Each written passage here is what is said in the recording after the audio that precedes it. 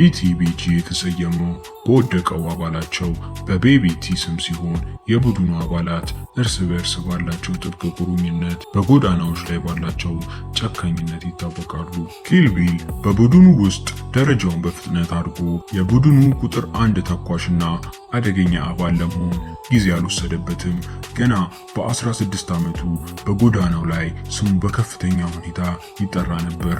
አብዛኛዎቹ ወጣቶች በራሳቸው ሰፈር ብቻ ተወስነው ሲቀሩ፣ ኪል ቢል ግን በደቡብ፣ በምስራቅ፣ በሌሎችም የከተማዋ ክፍሎች አደገኛ ቡድኖች ጋር ግንኙነት መፍጠር ችሎ ነበር። የቢቲቢጂ ዋና ጠላት ጎስት ሞብ የሚባለው ቡድን ነበር። የሁለቱ ቡድኖች ጦርነት በከፍተኛ ሁኔታ የተቀጣጠለው ማርች 17 2016 ላይ ነው።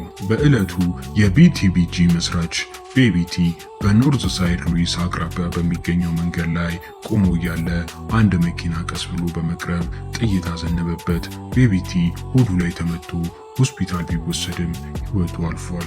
ከቤቢቲ ሞት በኋላ ጦርነቱ ይበልጥ ተባባሰ። ኮስሞ በመቀጠል ማርከስ 23 የሚባለውን የቢቲቢጂ አባል ገደሉ። ይህም ክስተት ኪል ቢል እና ቡድኑ ወደ ሙሉ ደም በቀል አሰማራቸው። ከበቀላቸውም አንዱ የኮስሞ አባል የሆነው ዴቮን መግደል ነበር።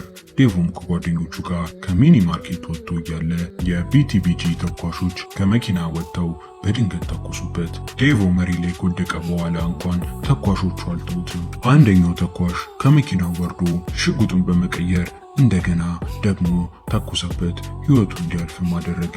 ይህ አሰቃቂ ጥቃት ኪል ቢልና ቡድኑ በጎዳናው ላይ ይበልጥ እንዲፈሩ አደረጋቸው።